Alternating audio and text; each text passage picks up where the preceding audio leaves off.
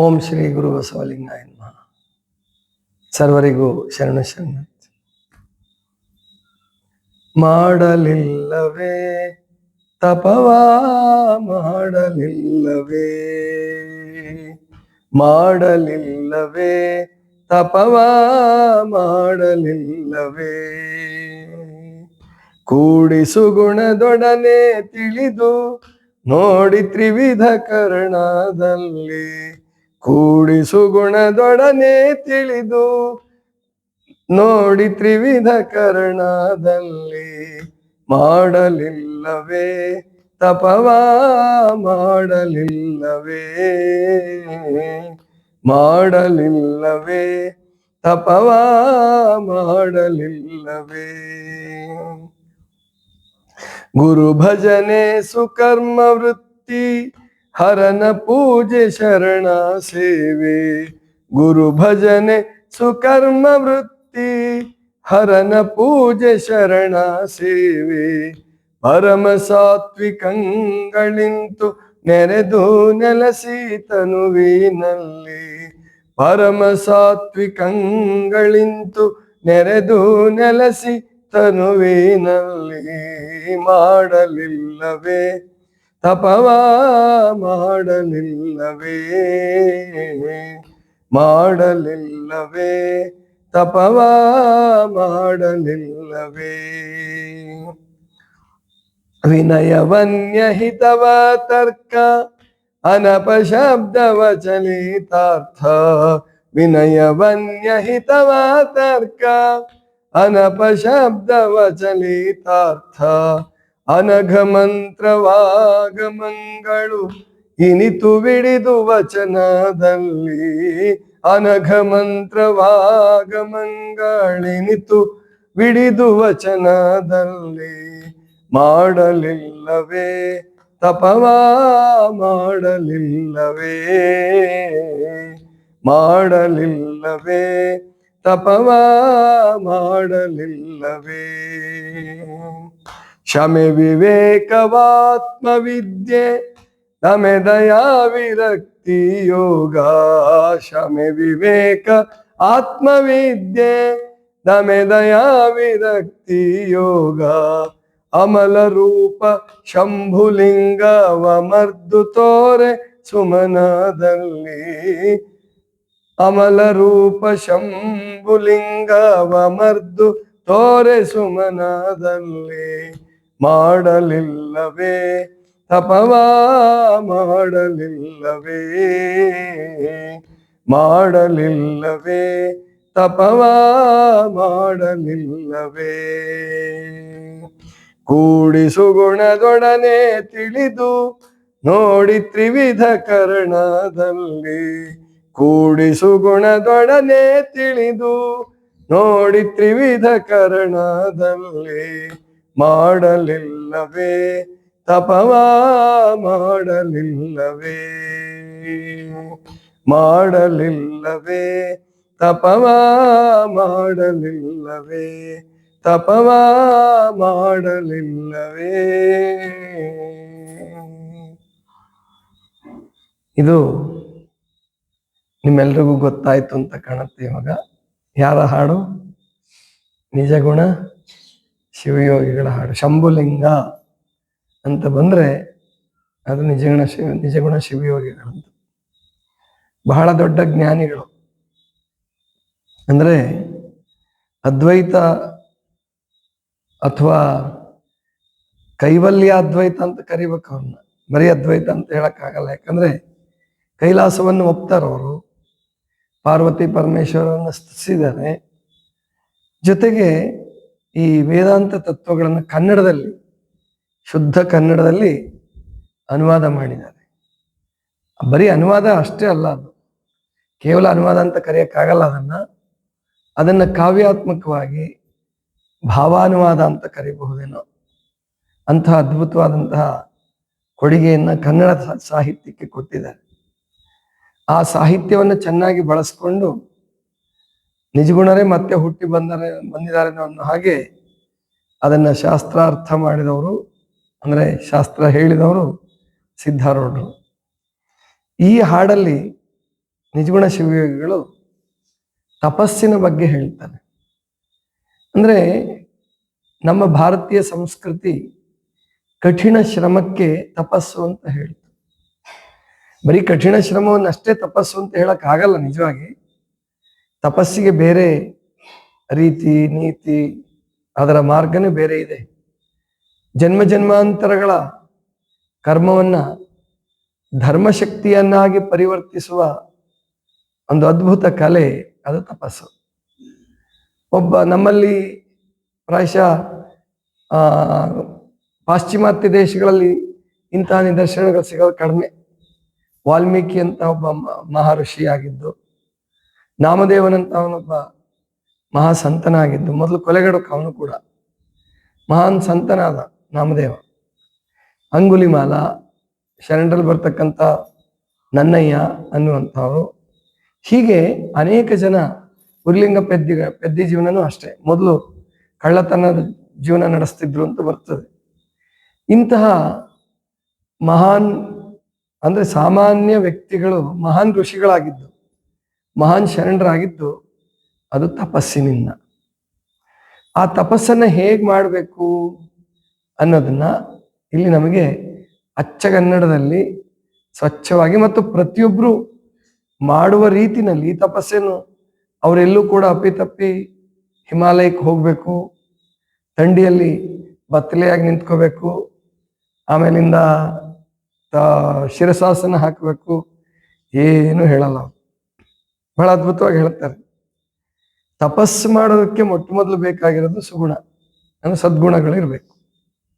ಮಾಡಲಿಲ್ಲವೇ ತಪವ ಮಾಡಲಿಲ್ಲವೇ, ಕೂಡಿ ಸುಗುಣದೊಡನೆ ತಿಳಿದು ನೋಡಿ ತ್ರಿವಿಧ ಕರ್ಣದಲ್ಲಿ, ಮಾಡಲಿಲ್ಲವೇ ತಪವ ಮಾಡಲಿಲ್ಲ. ಸುಗುಣ ಇರಬೇಕು ಮೊದಲು, ಸುಗುಣದಿಂದ ಕೂಡಿರ್ಬೇಕು. ನೋಡಿ ತ್ರಿವಿಧ ಕರ್ಣದಲ್ಲಿ, ನೋಡಿ ಅಂದ್ರೆ ಗಮನ ಕೊಟ್ಟು ಎಚ್ಚರಿಕೆಯಿಂದ. ತ್ರಿವಿಧ ಕರ್ಣದಲ್ಲಿ, ಮೂರು ಕರ್ಣಗಳು ಯಾವುದು? ಕಾಯ, ವಾಚ, ಮನಸ. ಅದನ್ನೇ ಇಲ್ಲಿ ಕನ್ನಡದಲ್ಲಿ ಶರೀರ, ಮನಸ್ಸು, ಶರೀರ, ಮಾತಿಗೆ ವಚನ ಅಂತ ಬಳಸಿದಾರೆ ಅವರು. ಶರೀರ, ವಚನ ಮತ್ತು ಮನಸ್ಸು, ಕಾಯ, ವಾಚ, ಮನಸ. ತಪಸ್ಸು ಮಾಡೋದು ಹೇಗೆ ಅನ್ನೋದನ್ನ ಹೇಳ್ಕೊಡ್ತಾರೆ. ಮೊದಲನೇದು ಶಾರೀರಿಕ ತಪಸ್ಸು. ಏನ್ ಮಾಡಬೇಕು?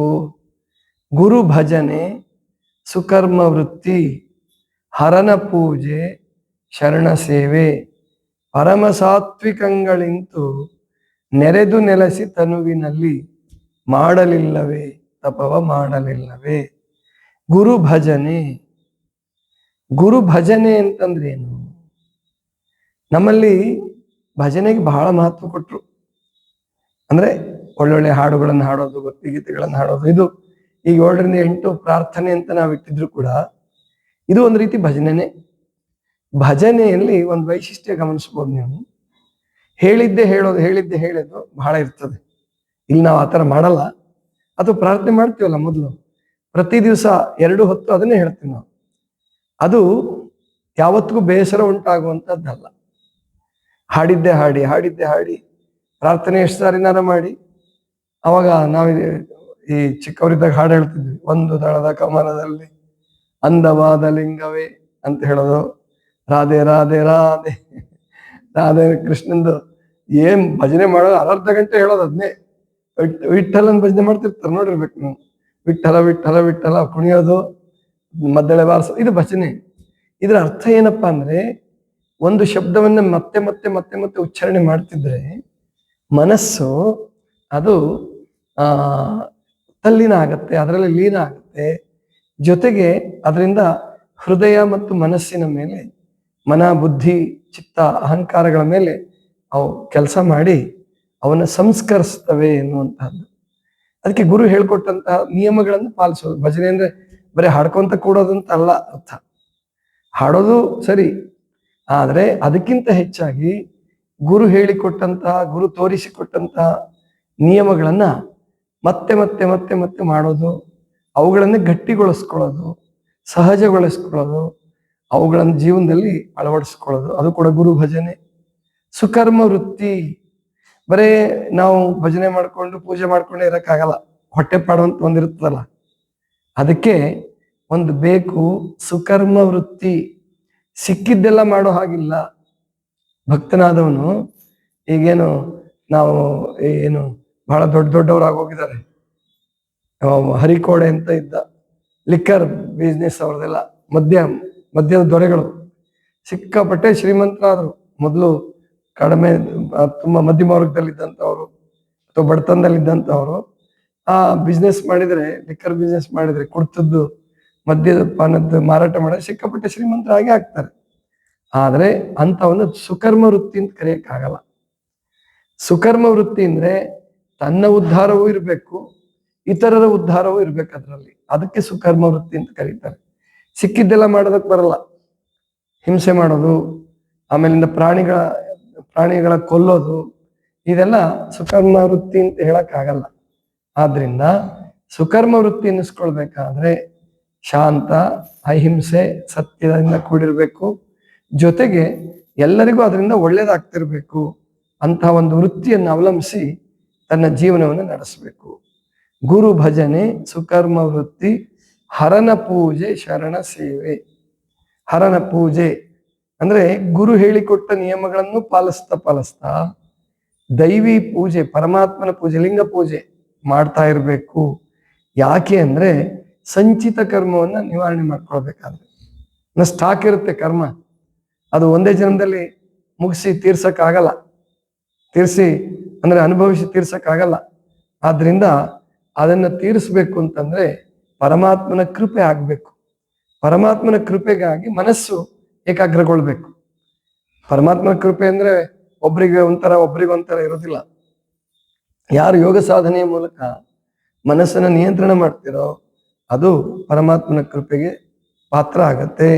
ಅದೇ ಹರನ ಪೂಜೆ. ಶರಣ ಸೇವೆ ಅಂದ್ರೆ ಜಂಗಮ ಸೇವೆ ಅಂತಾನು ಅರ್ಥ ತಗೋಬಹುದು. ಗುರು ಹಿರಿಯರ ಸೇವೆ, ದೀನ ದಲಿತರ ಸೇವೆ, ಬಡವರ ಮತ್ತು ನೊಂದವರ ಸೇವೆ, ಇದಕ್ಕೆ ಶರಣ ಸೇವೆ ಅಂತ ಕರಿಬಹುದು. ಅಂದ್ರೆ ನಮ್ಮ ಸೇವೆ ಯಾರಿಗೆ ಅಗತ್ಯ ಇದೆಯೋ ಅದು ಸೇವೆ. ಆ ವೃತ್ತಿಗೋಸ್ಕರ ಮಾಡೋದು, ಹಣಕ್ಕೋಸ್ಕರ ಮಾಡೋದು ಸೇವೆ ಅಲ್ಲ. ಅದು ವೃತ್ತಿ. ಅದು ಸೇವೆ ಅಂದ್ರೆ ಅಲ್ಲಿ ಬಯಕೆಗಳಿರಬಾರ್ದು. ಜೊತೆಗೆ ಅಗತ್ಯ ಇದ್ದವರು ಅದರಿಂದ ಸಂತುಷ್ಟರಾಗಬೇಕು. ಸುಮ್ಮನೆ ಸೇವೆ ಆಗಲ್ಲ. ಅಗತ್ಯ ಇದ್ದವರು ಆ ಸೇವೆ ಪಡ್ಕೊಂಡಂತವರು ಸಂತುಷ್ಟರಾಗಬೇಕು, ತೃಪ್ತರಾಗಬೇಕು, ಸಂತೋಷಿತರಾಗಬೇಕು. ಅದು ಶರಣ ಸೇವೆ. ಗುರು ಭಜನೆ, ಸುಕರ್ಮ ವೃತ್ತಿ, ಹರನ ಪೂಜೆ, ಶರಣ ಸೇವೆ, ಪರಮ ಸಾತ್ವಿಕಗಳಿಂತು ನೆರೆದು ನೆಲೆಸಿ ತನುವಿನಿಂದ ಮಾಡುವಂತಹದ್ದು ಇದು ಅಂತ ಅವ್ರು ಹೇಳೋದು. ತನುವಿನಲ್ಲಿ ಇಂತಹ ಸದ್ಗುಣಗಳು ನೆಲೆಸಿ ನಾವು ಮಾಡತಕ್ಕಂಥದ್ದು ಸೇವೆ. ನೆರೆದು ನೆಲೆಸಿ ತನುವಿನಲ್ಲಿ. ಇನ್ನು ಮಾತಿನಿಂದ ಮಾಡುವ ತಪಸ್ಸು ಯಾವುದು? ಇದು ತನುವಿನಿಂದ ಮಾಡೋ ತಪಸ್ಸು ಇಷ್ಟೊತ್ತು ಹೇಳಿದ್ದು. ಇನ್ನು ಮಾತಿನಿಂದ ಮಾಡೋ ತಪಸ್ಸು ಹೇಗಿರುತ್ತೆ? ಬಹಳ ಅದ್ಭುತವಾಗಿ ಹೇಳ್ತಾರೆ. ವಿನಯ ಅನ್ಯಹಿತ, ವಿನಯವನ್ಯಹಿತ ವತರ್ಕ ಅನಪಶಬ್ದ ಅಚಲಿತಾರ್ಥ ಅನಘ ಮಂತ್ರವಾಗಮಂಗಳಿನಿತು ಹಿಡಿದು ವಚನದಲ್ಲಿ ಮಾಡಲಿಲ್ಲವೇ, ತಪವ ಮಾಡಲಿಲ್ಲವೇ. ವಿನಯ ಮಾತಿನಲ್ಲಿ ಪೊಲೈಟ್ನೆಸ್ ಅಂತ ಇಂಗ್ಲಿಷ್ ಅದಕ್ಕೆ. ಅಥವಾ ಒಬಿಡಿಯೆಂಟ್ ಆಗಿರೋದಂದ್ರೆ ಹೇಳಿ ಕೇಳೋದು. ಮಾತಿನಲ್ಲೂ ಕೂಡ ಮಧುರವಾಗಿರೋದು, ಜೊತೆಗೆ ಹಿತವಾಗಿ ಮಾತನಾಡೋದು ವಿನಯ ಮಾತಿನಲ್ಲಿ ವ್ಯಕ್ತ ಆಗ್ಬೇಕು. ಸುಮ್ಮನೆ ಕತ್ಬಗ್ಸೋದು, ನಮಸ್ಕಾರ ಮಾಡೋದು, ಆದ್ರೆ ಜೋರಾಗಿ ಕೂಗಾಡ್ತಾ ಇದ್ರೆ, ಜಗಳ ಮಾಡ್ತಿದ್ರೆ ಅದು ವಿನಯ ಅಲ್ಲ. ವಿನಯ ಅಂದ್ರೆ ಮಾತಿನಿಂದ ಮಾಡುವ ತಪಸ್ಸು. ಅದನ್ನೇ ಬಸವಣ್ಣವ್ರು ಹೇಳೋದು, ಮೃದು ವಚನವೇ ಸಕಲ ಜಪಂಗಳಯ್ಯ, ಮೃದು ವಚನವೇ ಸಕಲ ತಪಂಗಳಯ್ಯ. ಆದ್ರಿಂದ ವಿನಯ ಅನ್ಯಹಿತ. ಮಾತಿನಲ್ಲಿ ಬರೇ ನಮ್ದೇ ಕೊಚ್ಕೊಳ್ಬಾರ್ದು. ಸಾಮಾನ್ಯವಾಗಿ ನಾವೇನ್ ಮಾಡ್ತೀವಿ ಅಂದ್ರೆ ನಮ್ದೇ ಹೇಳ್ಕೊಂತ ಇರ್ತೀವಿ, ನಮ್ದೇ ಕೊಚ್ಕೊಳ್ಳೋದ್ರಲ್ಲಿ ಬಹಳ ಜನರಿಗೆ ಪ್ರೀತಿ ಆಗುತ್ತೆ. ಆದ್ರೆ ಅನ್ಯರಿಗೆ ಹಿತವಾಗುವಂತ, ಅನ್ಯರ ಹಿತವನ್ನು ಉಂಟು ಮಾಡುವಂತ ಮಾತು ನಮ್ಮ ಬಾಯಿಂದ ಬರ್ತಾ ಇರಬೇಕು. ಇನ್ನೊಬ್ಬರ ಒಳ್ಳೆಯ ಕೆಲಸಗಳನ್ನ ಗುರುತಿಸಿ ಹೇಳುವಂತಹದ್ದನ್ನ ನಾವು ಕಲಿಬೇಕು. ಅದು ಮಾತಿನಿಂದ ಮಾಡುವ ತಪಸ್ಸು. ವಿನಯವನ್ಯಹಿತ ವತರ್ಕ. ಕೆಲವರು ಈ ಹಾಡನ್ನು ಹೇಳುವಾಗ ಬಹಳ ತಪ್ಪು ಹೇಳ್ತಾರೆ. ವಿನಯವನ್ಯ ಹಿತವತರ್ಕ, ವತರ್ಕ ಅಂದ್ಬಿಡ್ತಾರೆ, ವನಪ ಶಬ್ದ ಅಂದ್ಬಿಡ್ತಾರೆ. ಅಲ್ಲಿ ಬಿಡಿಸ್ಕೊಳ್ಬೇಕದ್ನ. ಊ ಊ ಅಂತ್ಯ ಆಗತ್ತೆ ಕೊನೆಗೆ, ಅನಪ ಅತರ್ಕ ಹಂಗ್ ಬರ್ಬೇಕು. ವಿನಯ ಅನ್ಯ ಹಿತ ಅತರ್ಕ, ಅನ್ಯ ಹಿತವು ಅತರ್ಕವು ಹಿಂಗ್ ಬರ್ಬೇಕು. ಅನಪ ಶಬ್ದ ಅತರ್ಕ. ಈ ಕೆಲವ್ರಿಗೆ ಏನಪ್ಪಾ ಅಂದ್ರೆ, ಯಾರಾದ್ರೂ ಒಳ್ಳೇದು ಹೇಳ್ತಿದ್ರೆ ಅದನ್ನ ಒಪ್ಕೊಂಡು ಅನುಷ್ಠಾನ ಮಾಡೋಣ ಅಂತ ಅನ್ನಲ್ಲ. ಅದು ಒಟ್ಟ ಅವರು ತರ್ಕ ಮಾಡೋದು, ಚರ್ಚೆ ಮಾಡೋದು, ವಿರುದ್ಧ ಮಾತಾಡೋದು, ಒಟ್ಟು ಅದನ್ನ ಒಪ್ಪಲ್ಲ, ಇದನ್ನ ಒಪ್ಪಲ್ಲ ಅಂತ ಹೇಳಿ ವಿರುದ್ಧ ಮಾತಾಡಿದ್ರೆ ಸಮಾಧಾನ. ಇದು ಪ್ರಯೋಜನ ಇಲ್ಲ. ಅತರ್ಕ ಅಂದ್ರೆ ತರ್ಕ ಇಲ್ಲದೆ ಇರ್ತಕ್ಕಂಥದ್ದು, ಒಪ್ಪಿಕೊಳ್ಳೋದು. ಅದು ಮಾತಿನಿಂದ ಮಾಡುವ ತಪಸ್ಸು ಅತರ್ಕ. ಅನಪಶಬ್ದ, ಅಪಶಬ್ದ ಅಂದ್ರೆ ಗೊತ್ತು ನಿಮ್ಗೆಲ್ಲ, ಕೆಟ್ಟ ಶಬ್ದ, ಕುಶಬ್ದ. ಅಪಶಬ್ದವನ್ನು ಬಿಟ್ಟು ಅನಪಶಬ್ದವನ್ನು ನುಡಿಯೋದು, ಅದು ಮಾತಿನಿಂದ ಮಾಡುವ ತಪಸ್ಸು. ಅಂದ್ರೆ ಸಾಮಾನ್ಯ ಮಾತೆತ್ತಿದ್ರೆ ಕೆಟ್ಟ ಮಾತು ಬಂದ್ಬಿಡ್ತಾವ ನಮ್ಗೆಲ್ಲ. ಸಿಟ್ಟು ಬಂದಾಗಂತೂ ಎಂಥ ಶಾಂತ ಜೀವಿಗೂ ಕೂಡ ಸಿಟ್ಟು ಬಂದಾಗ ಅವಾಚ್ಯ ಶಬ್ದಗಳು, ಆಮೇಲೆ ಬೈಗುಳಗಳು ಬಂದ್ಬಿಡ್ತವೆ. ಅವನ್ನ ಬೈಬಾರದು, ಅನಪಶಬ್ದ ಆಡಬಾರ್ದು. ಅದು ಒಂದು ತಪಸ್ಸು. ಸಿಟ್ಟು ಬಂದಾಗಲೂ ಕೂಡ ಮಾಮೂಲಿ ಒಳ್ಳೆ ಸಮಯ ಇದ್ದಾಗ, ಎಲ್ಲರೂ ಚೆನ್ನಾಗಿದ್ದಾಗ ನಾವು ಶಾಂತವಾಗಿರೋದು, ಒಳ್ಳೆ ಮಾತಾಡೋದು ದೊಡ್ಡದಲ್ಲ. ಸಿಟ್ಟು ಬಂದಾಗ ನಾವು ತಡ್ಕೊಂತೀವಲ್ಲ, ಒಳ್ಳೆ ಮಾತಾಡ್ತೀವಲ್ಲ, ಅದು ಹೋಗ್ಬಾರಯ್ಯ ಮಹಾತ್ಮ ಮಹಾನುಭಾವ, ದಯಮಾಡಿಸಿ ಮಹಾನುಭಾವ್ರೆ ಅಂತ ಹೇಳ್ಬಿಡೋದು. ಅಂದ್ರೆ ಅಲ್ಲಿ ಒಬ್ರು ಸ್ವಾಮೀಜಿ ಹೇಳ್ತಿದ್ರು, ಅವ್ರಿಗೆ ಸಿಟ್ಟು ಬಂದ್ರೆ ವಿವೇಕಿಗಳು ಅಂದ್ರೆ ಅವಿವೇಕಿಗಳು ಅನ್ನೋದಕ್ಕಿಂತ ವಿವೇಕಿ ಆ ಥರ ಬೈಯೋದನ್ನು ಕಲ್ತ್ಕೊಳ್ಳೋದು ಸಾಧ್ಯವಾದಷ್ಟು ಮಾಡಿ. ಸುಮ್ಮನೆ ಅಲ್ಲ, ಅದು ಬರಲ್ಲ. ಸಿಟ್ಟು ಬಂದೇ ಬಿಡುತ್ತೆ, ಬೈದೇ ಬಿಡ್ತೀವಿ. ಆದರೆ ಬೈಲಾರ್ದಂಗೆ ಏನು ಅನಪಶಬ್ದ ಆಡ್ಲಾರ್ದಂಗೆ ನೋಡ್ಕೊಂತೀವಲ್ಲ, ಅದು ಒಂದು ತಪಸ್ಸು. ಅನಪಶಬ್ದ ಅಚಲಿತಾರ್ಥ. ಚಲಿತಾರ್ಥ ಅಂದ್ರೆ ದ್ವಂದ್ವಾರ್ಥ. ಈಗ ಯಾರ್ಯಾರಿಗೂ ಏನಾದ್ರು ಚುಡಾಯಿಸ್ಬೇಕಾದ್ರೆ ಯಾರಿಗೂ ಮಾತಾಡ್ದಂಗೆ ಮಾತಾಡೋದು, ಡಬಲ್ ಮೀನಿಂಗ್ ಅಂತ ಹೇಳ್ತಿರಲ್ಲ ನೀವು, ಆ ಥರದ ಶಬ್ದಗಳು ಮಾತಾಡಬಾರ್ದು. ಅದು ತಪಸ್ಸಾಗೋದಿಲ್ಲ. ಅಂದ್ರೆ ಇನ್ನೊಬ್ಬರನಿಗೆ ನೋವಾಗ್ತಕ್ಕಂಥದ್ದು ಅಥವಾ ತನ್ನ ಮೇಲೆ ಬಂದಾಗ ಅದನ್ನ ತಿರುಗಿಸ್ಬಿಡೋದು. ಯಾರಾದ್ರೂ ಹೊಡೆಯಕ್ಕೆ ಬೈಯಕ್ಕೆ ಬಂದ್ರೆ ಇಲ್ಲ ನಾನು ಹಂಗಂದಿಲ್ಲ ಹಿಂಗಂದೆ, ಈ ದ್ವಂದ್ವಾರ್ಥದ ಮಾತಾಡ್ತಾರಲ್ಲ, ಅದು ಚಲಿತಾರ್ಥ. ಅದಿಲ್ಲದೆ ಇರೋದು ಅಚಲಿತಾರ್ಥ. ಅನಘ ಮಂತ್ರ ಆಗಮಂಗಳ. ಅನಘ ಅಂದ್ರೆ ಶಿವ, ಅಘ ಅಂದ್ರೆ ಪಾಪ, ಅನಘ ಅಂದ್ರೆ ಪಾಪವಿಲ್ಲದವನು ಶಿವ ದೇವರು. ದೇವರಿಗೆ ಅನಘ ಅನ್ನೋ ಶಬ್ದ ಇದೆ. ಅನಘ ಮಂತ್ರ ಅಂದ್ರೆ ಶಿವ ಮಂತ್ರವನ್ನ ಜಪಿಸೋದು. ಅನಘ ಮಂತ್ರ ಆಗಮಗಳು. ಆಗಮಗಳು ಅಂದ್ರೆ ಒಂದು ಪ್ರಕಾರದ ಪುಸ್ತಕಗಳು, ಸಾಹಿತ್ಯ ಅಷ್ಟೇ ಅಲ್ಲ, ಶಬ್ದ ಪ್ರಮಾಣಗಳ ಏನೇನಿದಾವ, ದೇವರ ಬಗ್ಗೆ ಮಾತನಾಡ್ತಕ್ಕಂಥದ್ದು, ಗುರು ಹಿರಿಯರ ಬಗ್ಗೆ ಸ್ತುತಿಸ್ತಕ್ಕಂಥದ್ದು, ಅವೆಲ್ಲವೂ ಆಗಮಗಳೇ. ಅನಘ ಮಂತ್ರ ಆಗಮಗಳು ಇನಿತು ಬಿಡಿದು ವಚನದಲ್ಲಿ. ಇಷ್ಟು ವಚನದಲ್ಲಿ ಬಂದ್ರೆ ಅದು ವಚನದಿಂದ ಮಾಡುವ ತಪಸ್ಸು, ಅಂದ್ರೆ ಮಾತಿನಿಂದ ಮಾಡುವ ತಪಸ್ಸು. ಎಷ್ಟು ಅದ್ಭುತವಾಗಿದೆ ನೋಡಿ. ಇನ್ನು ಕೊನೆ ನುಡಿಲಿ ಹೇಳ್ತಾರೆ, ಶಮೆ ವಿವೇಕ ಆತ್ಮವಿದ್ಯೆ, ದಮೆ ದಯಾವಿರಕ್ತಿ ಯೋಗ, ಅಮಲರೂಪ ಶಂಭುಲಿಂಗ, ಅಮರ್ದು ತೋರೆ ಸುಮನದಲ್ಲಿ ಮಾಡಲಿಲ್ಲವೇ ತಪವ ಮಾಡಲಿಲ್ಲವೇ. ಶಮೆ ಅಂದ್ರೆ ಅಂತರಂಗದಲ್ಲಿರ್ತಕ್ಕಂಥ ಇಂದ್ರಿಯಗಳ ನಿಗ್ರಹ. ಮನ ಬುದ್ಧಿ ಚಿತ್ತ ಅಹಂಕಾರ ಇದಾವಲ್ಲ, ಇವುಗಳನ್ನ ನಿಯಂತ್ರಣದಲ್ಲಿ ಇಟ್ಕೊಳ್ತೀವಲ್ಲ, ಇದಕ್ಕೆ ಶಮೆ ಅಂತ ಕರೀತಾರೆ. ದಮೆ, ಶಮೆ ದಮೆ ಅವೆರಡು ಜೋಡಿ ಶಬ್ದಗಳು. ದಮೆ ಅಂದ್ರೆ ಬಹಿರಿಂದ್ರಿಯಗಳು, ಮೂಗು ನಾಲ್ಗೆ ಕಣ್ಣು ಚರ್ಮ ಕಿವಿ ಇದಾವಲ್ಲ, ಅವುಗಳನ್ನ ಕಂಟ್ರೋಲಲ್ಲಿ ಇಟ್ಕೊಂಡ್ರೆ ಅದಕ್ಕೆ ದಮೆ ಅಂತ ಕರೀತಾರೆ. ಶಮೆ ವಿವೇಕ. ವಿವೇಕ ಅಂದ್ರೆ ಒಳ್ಳೇದು ಯಾವುದು, ಕೆಟ್ಟದ್ದು ಯಾವುದು, ಯಾವ್ದನ್ನ ಮಾಡ್ಬೇಕು ಯಾವ್ದು ಮಾಡಬಾರ್ದು, ನಿತ್ಯವಾದದ್ದು ಯಾವುದು, ಅನಿತ್ಯವಾದದ್ದು ಯಾವುದು, ಈ ತರ ವಿಚಾರ ಮಾಡ್ತೀವಲ್ಲ, ಇದಕ್ಕೆ ವಿವೇಕ, ವಿವೇಕ ಅಂತ ಕರೀತಾರೆ. ಶಮೆ ವಿವೇಕ ಆತ್ಮವಿದ್ಯೆ. ಆತ್ಮವಿದ್ಯೆ ಅಂದ್ರೆ ನಮ್ಮನ್ನು ನಾವು ನಿಯಂತ್ರಿಸಿಕೊಳ್ಳತಕ್ಕಂಥ, ನಮ್ಮನ್ನು ನಾವು ಉದ್ಧರಿಸಿಕೊಳ್ಳುವ ವಿದ್ಯೆಗೆ ಆತ್ಮವಿದ್ಯೆ ಅಂತ.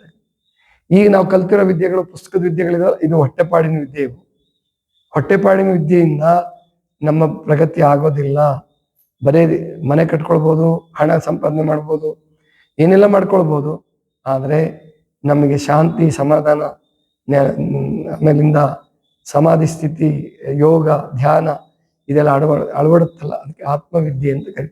ಈಗ ಉಪವಾಸ ನೀವು ಮಾಡ್ತಿರಲ್ಲ, ಇದು ಒಂದು ರೀತಿ ಆತ್ಮವಿದ್ಯೆನೆ. ಉಪವಾಸವು ಕೂಡ ಆತ್ಮವಿದ್ಯೆ. ಕಂಟ್ರೋಲ್, ಸೆಲ್ಫ್ ಕಂಟ್ರೋಲ್ ಮಾಡ್ಕೊಳ್ತಿರಲ್ಲ, ಅದು ಒಂಥರ ಆತ್ಮವಿದ್ಯೆಗೆ ಸಮೀಪ. ಶುರು ಮಾಡ್ದಂಗೆ ನೀವು ಶಮೆ ವಿವೇಕ ಆತ್ಮವಿದ್ಯೆ. ದಮೆ ದಯಾ ವಿರಕ್ತಿ ಯೋಗ. ದಮೆ ಅಂದ್ರೆ ಬಹಿರಿಂದ್ರಿಯಗಳ ನಿಯಂತ್ರಣ, ದಯಾಗುಣ. ವಿರಕ್ತಿ, ವಿರಕ್ತಿ ಅಂದ್ರೆ ನಿಸ್ಪೃಹತೆ, ನಿರ್ಲಿಪ್ತತೆ, ಜೊತೆಗೆ ಬ್ರಹ್ಮಚರ್ಯ, ಇವೆಲ್ಲ ಅಳವಟ್ರೆ ವಿರಕ್ತತೆ ಬರುತ್ತೆ. ಗೊತ್ತಾಯ್ತಲ್ಲ. ದಮೆ ದಯಾ ವಿರಕ್ತಿ ಯೋಗ, ವೈರಾಗ್ಯ ಮಾರ್ಗ. ವಿರಕ್ತಿ ಯೋಗ, ವಿರಕ್ತಿ ಮಾರ್ಗ ಅಂದ್ರೆ ವೈರಾಗ್ಯ ಮಾರ್ಗ. ಯೋಗ ಅಂದ್ರೆ ಅದು ಆಧ್ಯಾತ್ಮ ವಿದ್ಯೆಗೆ ಸಮೀಪ, ಪರಮಾತ್ಮನಲ್ಲಿ ಕೂಡುವ ವಿದ್ಯೆ, ಯೋಗ ವಿದ್ಯೆ. ಇವೆಲ್ಲ ಇದ್ದು ಮನಸ್ಸಿನಲ್ಲಿ ಅಮರ್ದು ತೋರೆ ಸುಮನದಲ್ಲಿ. ಅಮರ್ದು ಅಂದ್ರೆ ಹೊಳೆದು ಅಂತ ಅರ್ಥ. ಪರಮಾತ್ಮ ಮನಸ್ಸಿನಲ್ಲಿ ಕಾಣಿಸ್ಕೊಂಡ್ರೆ, ಪರಮಾತ್ಮ ತತ್ವ ಮನಸ್ಸಿನಲ್ಲಿ ನೆಲೆ ನಿಂತರೆ ಅದೇ ಶಂಭುಲಿಂಗ. ಅಮರ್ದು ತೋರೆ ಸುಮ, ಅದು ಮನಸ್ಸಿನಲ್ಲಿ ಮಾಡುವ ತಪಸ್ಸು. ಇಷ್ಟು ಬಹಳ ಅದ್ಭುತವಾಗಿ 3 ರೀತಿಯ ತಪಸ್ಸನ್ನ ನಿಜಗುಣ ಶಿವಯೋಗಿಗಳು ಹೇಳ್ತಾರೆ. ಇದಿಷ್ಟು ಇವತ್ತಿನ ಚಿಂತನ. ಸರ್ವರಿಗೂ ಶರಣ ಶರಣ.